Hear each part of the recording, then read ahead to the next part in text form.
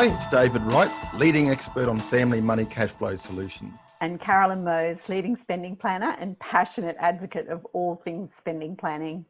Welcome back. This is episode 3 of a special podcast series that is focusing on how to take control of your day-to-day finances and succeed with your money using a unique and proven system.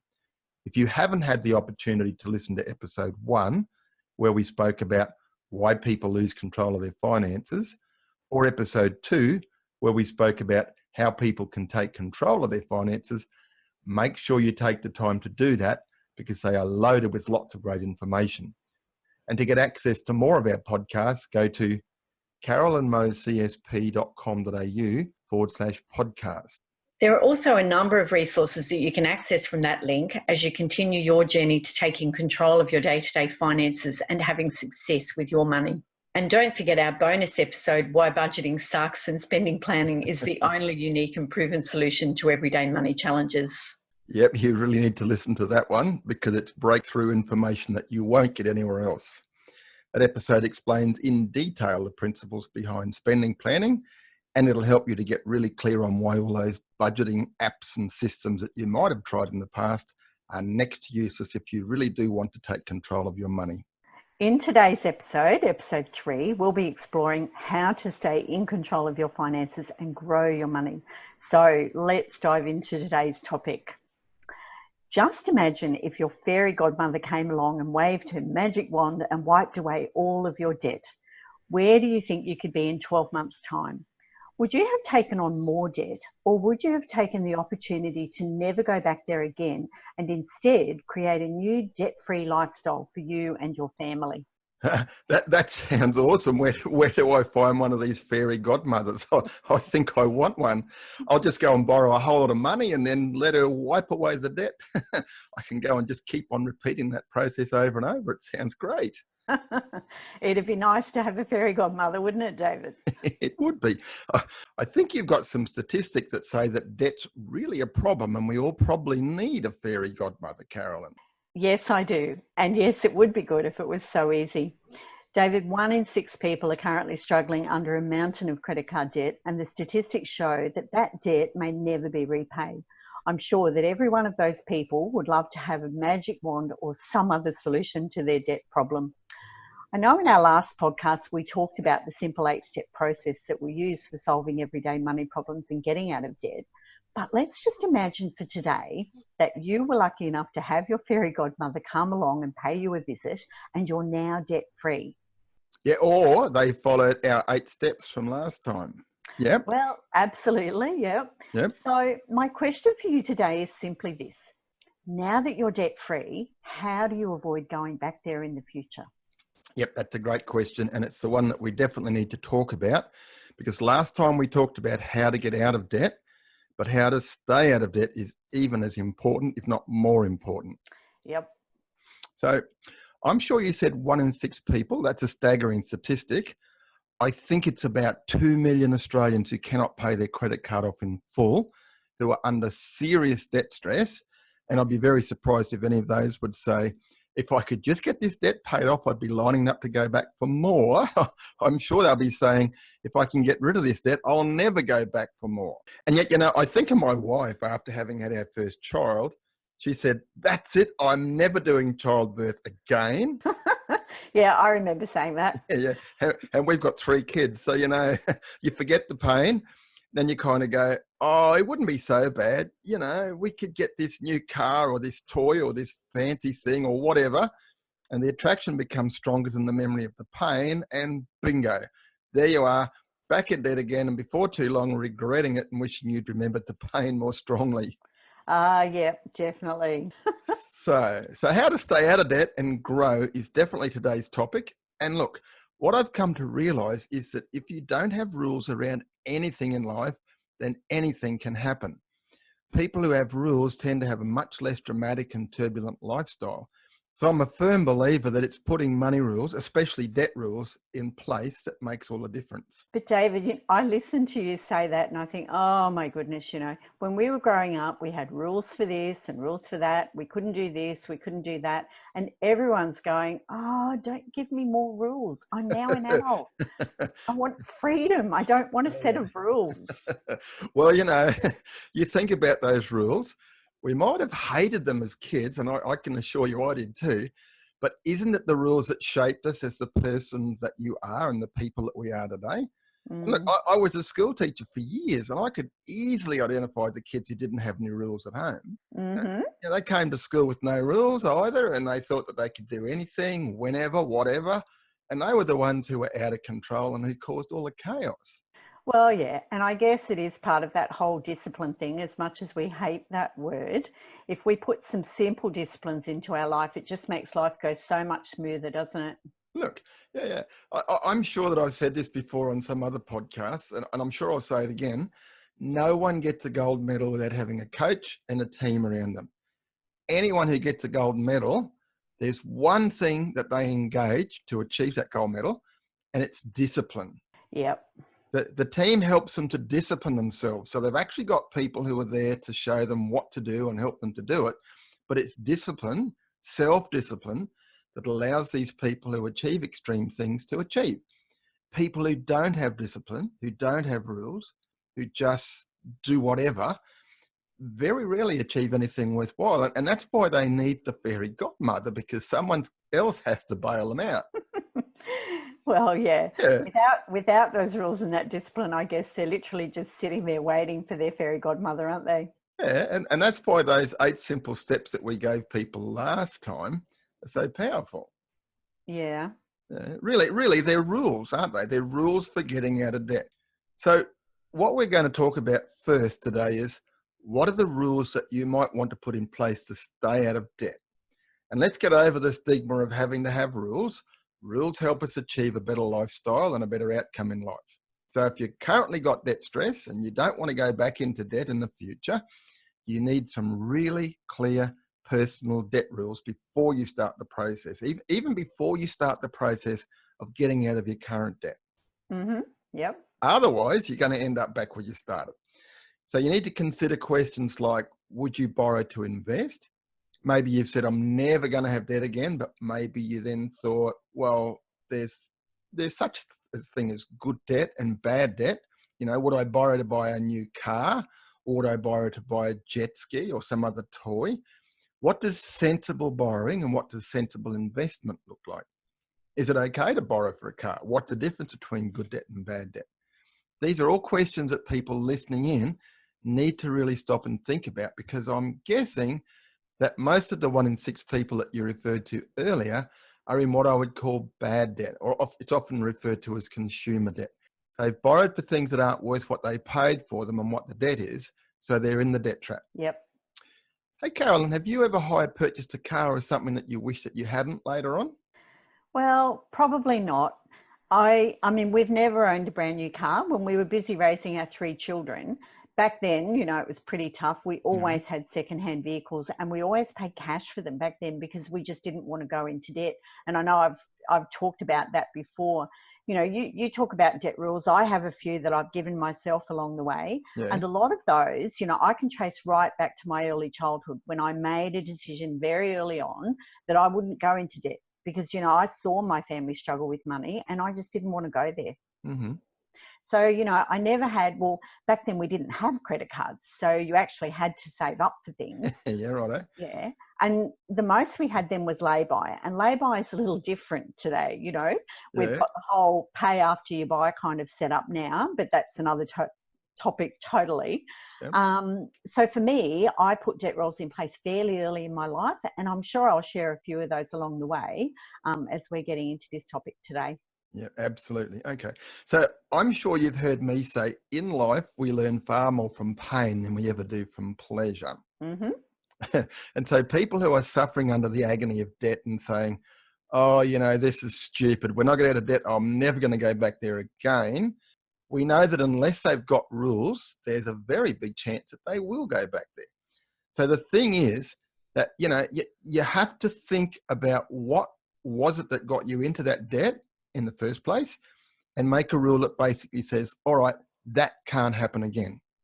Yep. That's not to say that there can't be some other situation that comes along that you don't have a rule for yet, that you get suckered by, and there you are back in the hole. Well, yeah, that's right. So we do need to put some debt rules in place. Can I tell you of a debt rule that I've put in place for myself?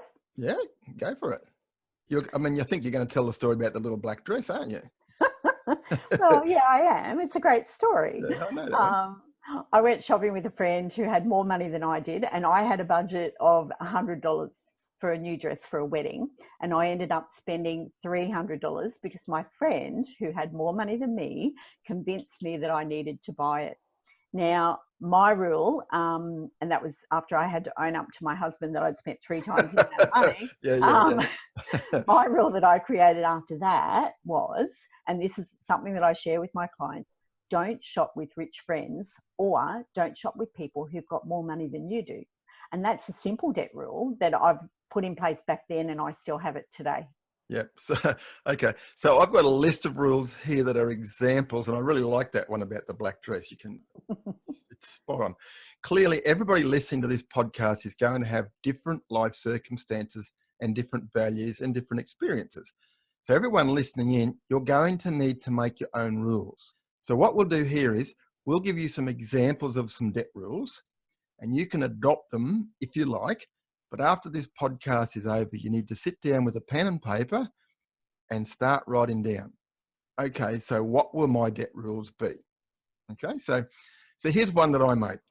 Carolyn, I asked you about buying a car because one of my lessons that I gave myself that gave me this rule, never borrow for things that you don't absolutely need. I convinced myself that I needed a newer car. The old one was going okay, but I just, our friends, people that we knew, they all had nicer, fancier cars. And I thought, well, why can't we be like them, Yep. Yeah. And the thing is, you can't see the stress, the debt stress that people are in. All you see is the facade. Yep. Because they've got this lovely house and a lovely car, and the kids all wear designer clothes and they go on holidays. It all looks wonderful, and you can go, oh, I wish I had that life. But you've got no idea the debt stress and what's going on behind the scenes because you only see the surface. So true. It's the whole keeping up with the Joneses syndrome. Exactly. I bought this car. It was $11,000, and that was a lot more money than it would be now. And I was so foolish that I even thought, I'm going to teach guitar lessons after work, and I'll earn the money to make the repayments. It was the only way I could think of to get this car. So basically, once I bought the car, I had to teach guitar lessons for 5 years every afternoon after work to pay for it, which was totally stupid. But at the time, it just felt like a smart thing to do. But when I started feeling like, oh, I wish I hadn't done this, and I thought I'm going to sell the car, what I discovered was that the car wasn't worth the amount of debt that I had. Yeah. So because the car had lost value faster than I was paying off the loan. And a lot of the people listening in today would know exactly what I'm talking about here. So my first rule is never borrow for things you don't absolutely need. So, you need a house, but you don't need a mansion. You need a car, but you don't need a Rolls Royce. Holidays, I've got here on my list. You don't need a holiday that's paid for by debt. I mean, you probably feel like you need a holiday, but you don't need a holiday that's paid for by debt. It's so hard to get up in the morning thinking, oh, I've got to go to work to pay for the holiday that we had last year. The thrill of the holiday is long gone, but the debt is still there. Yep. And I'm just going to say, David, that's a real biggie. It really is. I've even had clients where they've said to me, I really need this holiday. I deserve it. I've worked really hard this year and we can't quite afford it, but we're just going to go and put it on the credit card because we really need this. And and the number of my clients that do that, and you're right, because a couple of months down the track, they're like, oh my goodness, I'm still paying off that holiday. I can't even remember it now, Yeah, I got all the photos, but who looks at the photos anyway? Yeah, that's right. That's right. So here's the rule. The rule that I made after the mistake of buying that car because everybody else had one. because I realized that the car lost value faster than I could pay off the loan. And then I was stuck between the rock and a hard place, because if I sold the car, I had to find the difference between what I got for the car and what I owed on the car loan. So the rule is, if you really, really, really want to buy some consumer item that you know the moment you drive it out of the car yard or you walk out of the shop door, it's not worth what you paid for it. Because if you try to sell that bright, shiny object on eBay or Gumtree or somewhere else, because you suddenly realize, oh my goodness, I shouldn't have bought this thing, I've got to get rid of it. Mm-hmm. Yep. Yeah. No one is going to give you full price or even close to what you paid for it. It just lost value the moment you walked out the door. So the rule was, you've got to save up 50%. Right. Yep. So if you've got 50%, you can borrow the other 50%, because you're pretty sure that if, even if it's a week after you bought it, you think, oh, I shouldn't have done that. You can usually sell something for half of what you paid for it, especially if it's only a week old. So that way you've got an escape route if you really need one. And that was how I got my rule. That was the rule that I made. So your rule was to just save up the whole lot. And it was possibly a little bit easier back then because cars weren't quite so expensive, or we just chose to buy cheaper ones that we could afford. So here's another rule. Don't borrow for big ticket items if you can pay cash, even if you feel like it makes sense to keep the money in an offset account. This is something that you and I were talking about earlier before we came on the call, Carolyn. And I know we had a bit of a difference of opinion on that, David, because we've used the 40-month interest-free or whatever it might be thing, because I thought, well, that money's better sitting in my offset account rather than sitting in somebody else's pocket.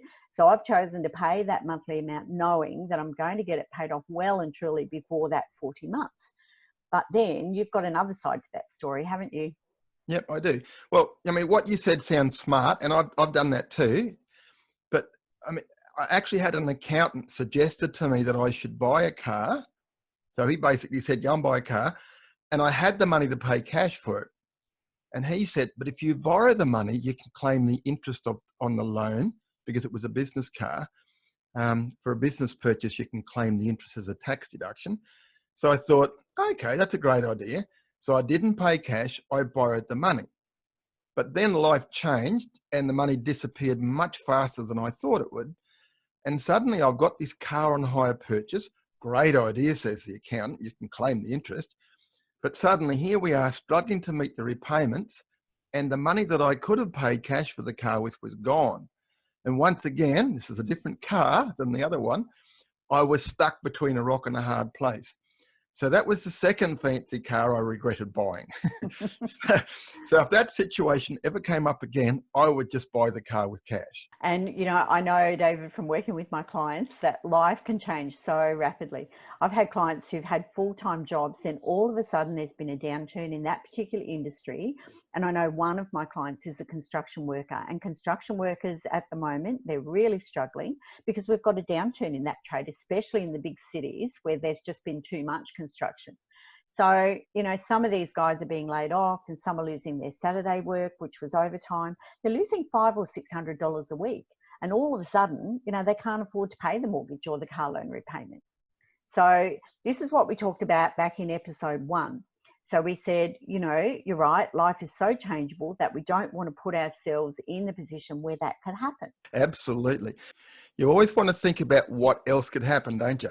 And if it happens, then, are you going to be in a situation where you regret making the choices that you've made? A lot of money experts will say that you should save up 3 months worth of income and put that into an account where you've got easy access to it. Because if life changes in an instant and you lose your job, you get sick, you can't work or whatever, you've got 3 months to sort out the problem. Mm-hmm. Yep. And it's much better than living just one payday away from bankruptcy. Absolutely. That doesn't really sound like a debt rule to me, though. It's probably more like a life rule for financial well-being. Well, yeah, I think you're right. It should definitely be a life rule. You need to save up that buffer, emergency fund, and just have it sitting there just in case. So what other debt rules have we got, David? Okay. My next tip or rule, maybe, never pay the recommended retail price for anything, and especially not for things that you intend paying for with debt. You need to look for smarter ways to get what you want.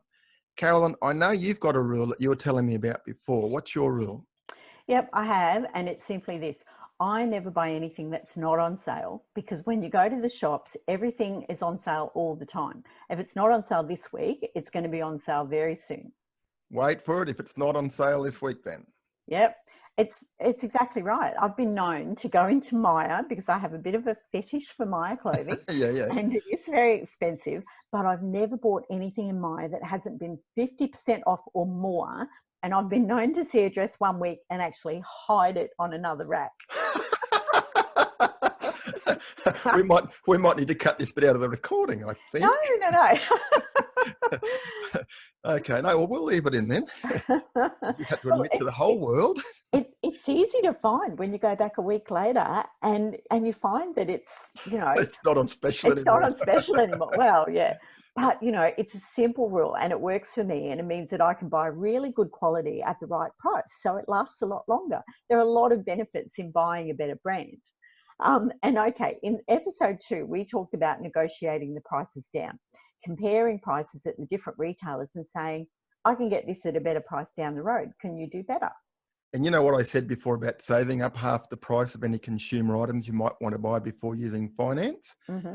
If you're totally committed to buying something and you can get it at half price, you just save yourself from having to save the deposit if you're using that rule.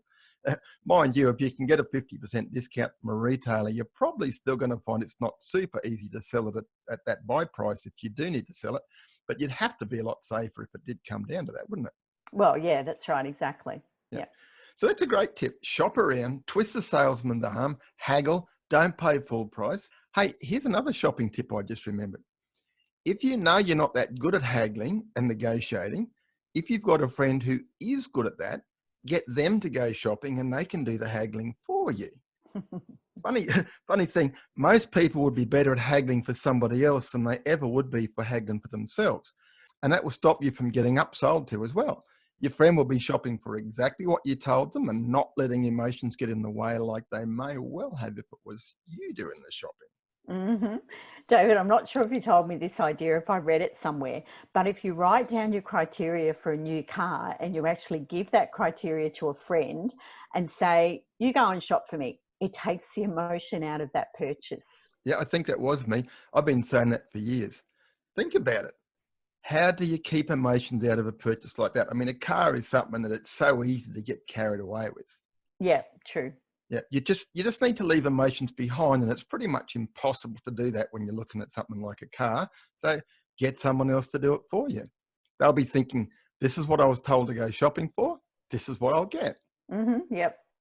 Okay, another rule, always pay more than the minimum loan repayment. Mm-hmm. So that basically means then that you get ahead, and if something happens, life exerts itself is how I think you describe it. Yep, exactly. Yeah. It gives you other options when things go wrong. You can probably negotiate to miss a payment because you've already gotten ahead of where you needed to be. Okay, change the way that you think about possessions. They really are overrated. Do you really need all that stuff? Mm-hmm. Yep.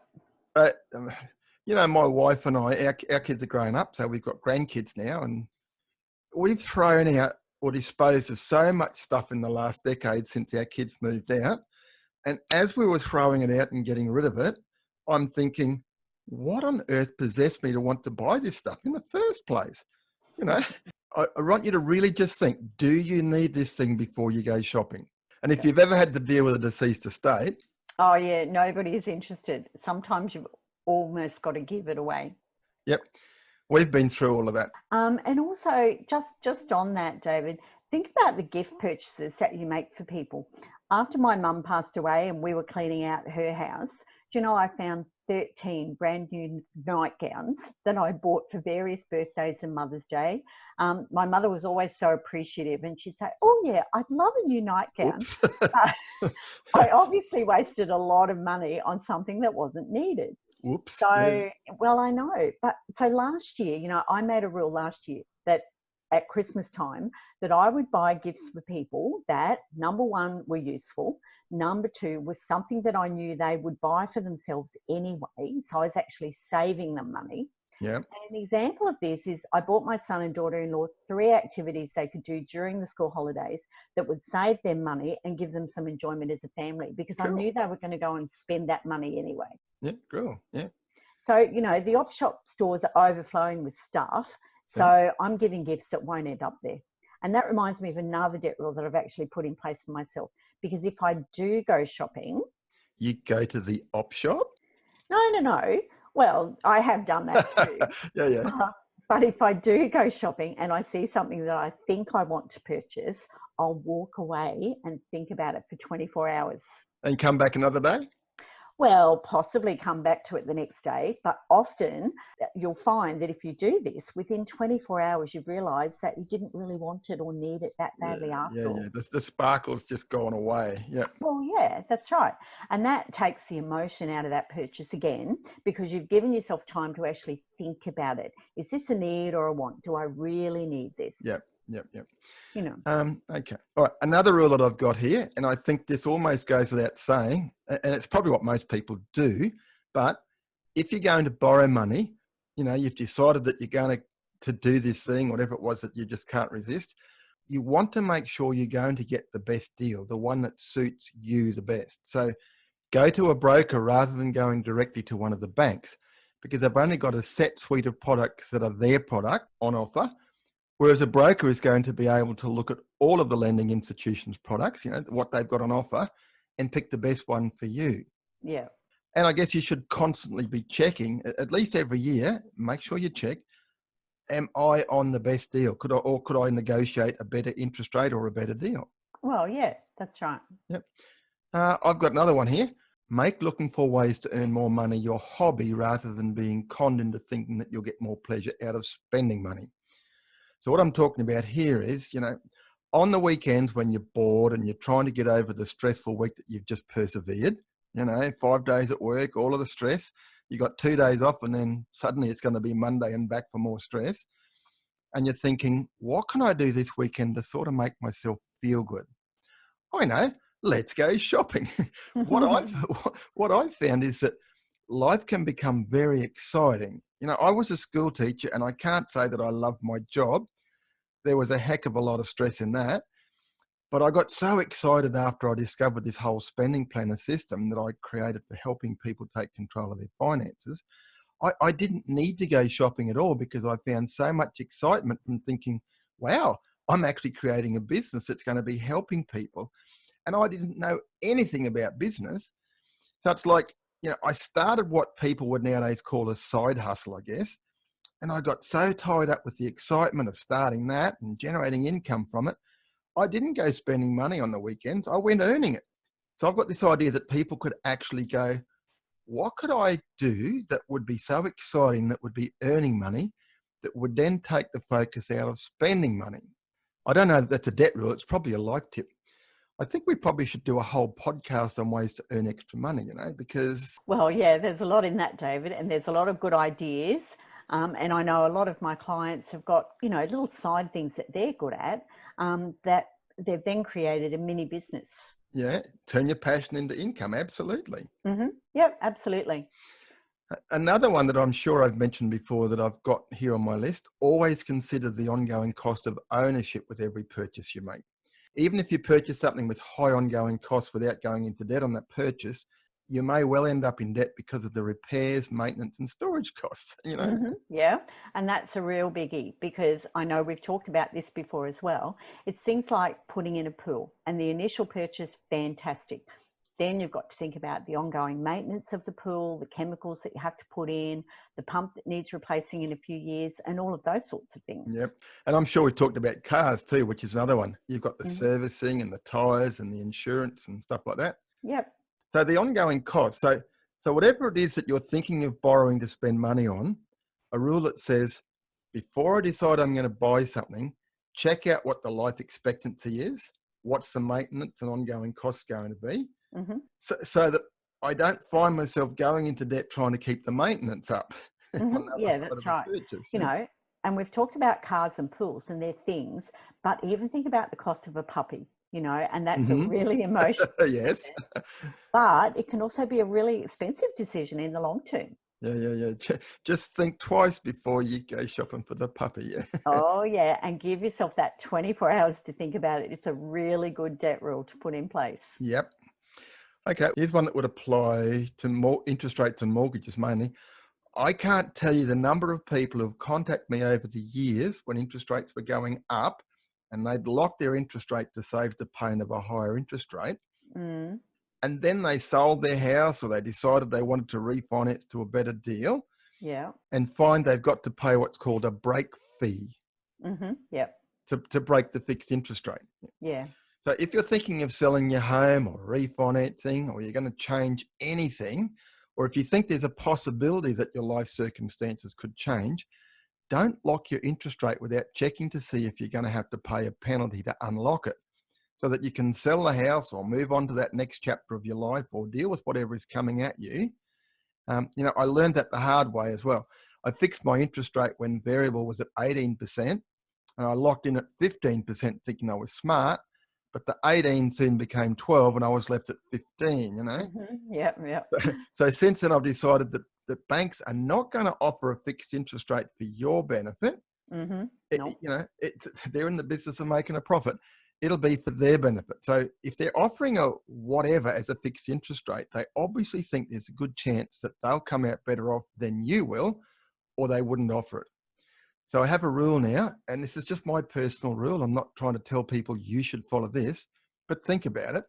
My rule is I'll never fix an interest rate because I've always been better off by not fixing. So yeah, that's just a rule.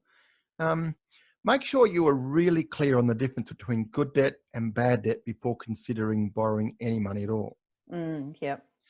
We probably should have talked about this one sooner, Carolyn, but we've arrived here. Some of the people listening in might be thinking, what do you mean? Yeah. I hate all debt and I'm in so much debt, I can't imagine debt being good. Yeah. How can debt be good? Have you, well, you know all about this. Have you got a definition for good debt and bad debt? Well, yes, I do. And it's very simple, Good debt is debt that can actually lead to more wealth, okay? And bad debt leads to less wealth. So think about your home as your prime example. You buy a home, you take out a mortgage, you keep that home for long enough for it to increase in value. You sell that home, you've created some wealth, right? Mm-hmm. So bad debt, obviously things like credit card debt, consumer debt, borrowing to buy things that lose value. Absolutely. And that 1 in 6 people that you referred to earlier would be suffering from having bad debt. Bad debt, absolutely. Yep. I can think of plenty of people who have taken on what they thought was good debt. They buy the investment property, but it's negatively geared. And then the property market falls and suddenly what they thought was good debt turned out to be bad debt after all. So think twice about the advice that people might be giving you for creating wealth, because not all wealth gurus are actually wealth gurus. Yeah, well, that's right. And it's really important, David. That's a whole other topic as well. But owning an investment property, and I know this from personal experience, it can be a very expensive exercise, and it's not always beneficial to you as the owner of the investment property. So as I said, there's a whole other topic of conversation we can do about that. But because we're about to run out of time, where do we go from here? What do we do? Yeah, well, we've thrown a few ideas in the hat, but anybody listening basically, and especially if they're currently under a bit of debt stress, they need to listen to the last podcast with that 8 steps for getting out of debt. Now, your fairy godmother probably isn't going to appear. No. Yeah. So you need to make rules. You have to stop, sit down with the other half and okay, so this is where we're at in life. This is what brought us here. These are the things that happened in the past that we do not want to have happen again. So what are the rules that we should put in place that say, when this happens, we won't do that. Instead, we'll do this. And then think about, okay, what are the things that haven't happened to us in our life yet that could happen? And really, you need to sort of think about your friends, family members, other people you've read about that you've seen on the news who've gotten themselves into deep doo-doo, shall we say. Yep. What happened to them and what rules could we put in place that would mean that that won't happen to us? That's why we've been throwing a few of these ideas in the hat today that sort of get people to think about their debt rule and put them on paper, laminate them, put them somewhere where you're going to see them and stick to them. And if you ever consider breaking them, go and get some expert advice from somebody else to say, we've had this rule for a while, but we're thinking you're doing such and such. Why should we and why shouldn't we? And whenever you do make these decisions, you should have a bit of paper with the pros and cons columns and put the pluses and minuses down before you make any of these decisions. Mm-hmm. And that in itself is almost a rule, isn't it? Looking at the pros and cons and weighing up the decision. Yeah. So now that we've talked about some sample rules, it's time to make your own for those people listening in. Think about what debt you would be prepared to take on when you've paid off your current loans and the reasons why, and write your rules down. Once you have them clearly defined, type up a nice, neat copy and have it laminated and put it somewhere that you're going to see it regularly. Okay, so now we've got some clear debt rules in place. How do we grow our money? Okay. Well, first of all, you should be setting goals. When you think about it, it's pretty clear that setting goals is not only important, I would say it's essential. Because, how can you get what you want in life if what you want is a moving target or a nondescript thing? I sell a book by a wealth coach by the name of Bodo Schaefer, and in it he talks about goals and how important it is to set them and how important it is for them to be really specific. He says life is a bit like a mail order company. You receive exactly what you order. It's no good just saying, I'd like lots of money one day. And to make his point, he uses this analogy, and I really love this one. He says, if you placed an order for something nice, what would you expect to receive in the mail? Because, you could receive just about anything. You might get a plastic bag with some rose petals in it. You might get some chocolates. You might get a photo of a mountain view. Something nice could be a million different things. You have to be really clear about what you want, or anything can turn up, and you need to define it and declare it. Once you've decided what you want, you also have a much better chance of working out how to get it. That's so true. I'm working with a client at the moment, and she's really struggling with trying to reach her big goal, which for her, for them, it's their first home, and they also want to have a second child. So, and the problem is, it's really hard for her to give up the little things like Netflix and Stan and Spotify, to reach the big goals. So I suggested to her that what she needed to do was get a picture of a beautiful new home and a new baby, put it up on her fridge, and then put a date on it for when she wanted to reach that goal. So every day when she sees the photo, she's reminded that she's giving up the small things to get something that's far more important to her. Fair enough. Actually, on that, I know a lady who wants to lose weight. And so she found this photo of this beautiful model with, the shapely kind of body. And she had it enlarged and printed out. And then she cut the head off and stuck a similar sized photo of her head in its place and put the finished image on her fridge door. I saw it. It just took up the whole fridge. It was life-sized. Oh, wow. So she could see herself with her new body every time she went near the fridge. Probably made her not open the fridge door and take out the chocolate. Well, probably. Yeah. But, it's like you said, you never get what you want in life if you're not really clear on what it is you really want, and then put a date on it. Yep. So once you've got some clear goals in place, I think one of the next things you need to do is cut your expenses without cutting your lifestyle. Oh, yeah. Look, and, I've got a really great story about that, because a lot of people think, oh, if I put a budget in place or whatever, I'm not going to be able to spend money on anything. And I just go, no, you've just got to think outside the box. I've got a client and she's got 4 young children. She said one of the things she struggles most with is when it comes to the weekend and they want to take the kids somewhere, and it always seems to cost them a bucket load of money. So I said to her, next time you take the kids to the beach and you want to buy them ice creams, instead of buying 6 ice creams for, say, $24. Or more. Or more. Well, that's at $4 an ice cream, Go to the closest supermarket, buy a 2-litre tub of ice cream and 6 plastic spoons. Seriously. You can save yourself $20 because you'll only spend $4 at the supermarket. I can just see those 4 kids, one on each side of a square tub with a spoon, just going for it. Absolutely. And tell them they can eat as much as they like. So you've cut your expenses without cutting your lifestyle. So, just think outside the box. How can I have the same sort of thing, but what's the cheaper alternative to that? Yep. That sounds like common sense to me. Yeah. Okay, so then I think another priority to look at would be finding ways to increase your income. And, when I was a school teacher, I was frustrated by the need to earn more money because we just were struggling. So I was always on the lookout for opportunities to earn a bit extra here and there.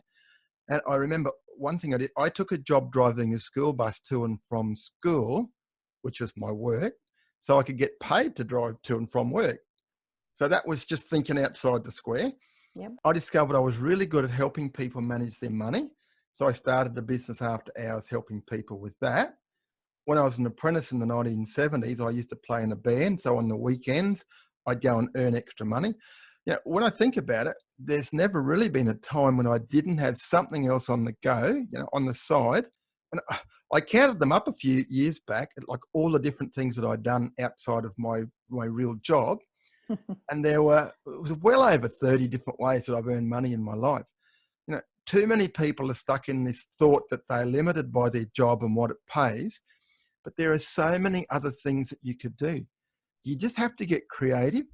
And the best place to start, I reckon, is to look at what you really love to do and consider if you could generate income from it in some way, shape or form. Mm-hmm. So could you teach skills? Like I used to teach guitar because I was good at playing the guitar.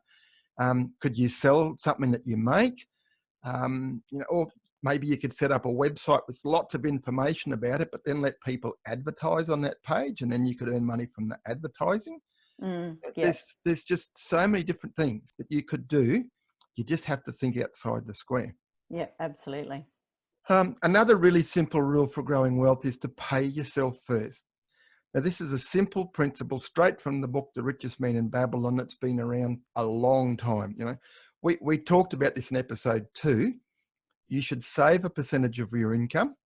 And the principle given in that book was to save 10%. And save it before you get to spend any of your pay. You need to get it taken out before it arrives, so it's just automatic. Mm-hmm. I remember when I first started work, my mum said to me, you should bank some money. And I thought to myself, okay, I'll bank what's left in my wallet at the end of the week. and do you think I ever saved any money? No, of course not. Because it always goes. So you have to pay yourself first. Yeah. Otherwise, it won't happen. And if you think you can't afford 10%, people listening in might be thinking, oh, I'm really struggling. Maybe you could start with 1% and then double it to 2%. And then when you get a pay rise, just add to it.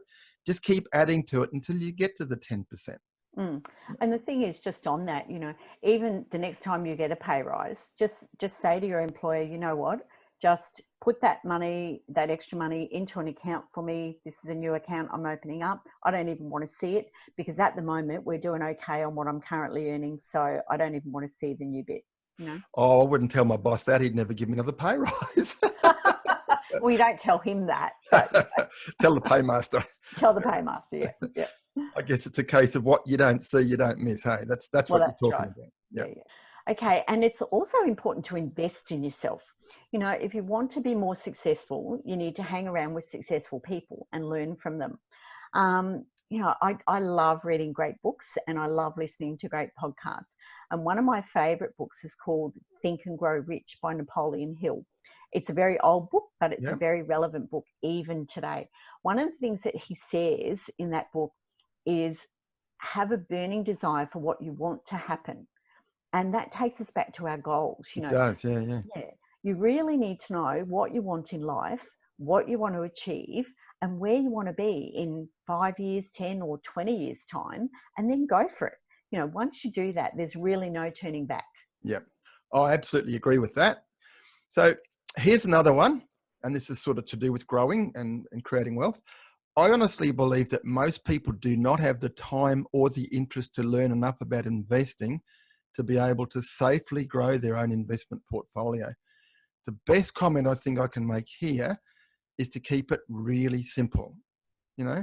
I've seen people who have actively traded in property or shares or business, and they still didn't do any better than someone who just saved a set amount every pay and let time do the work for them.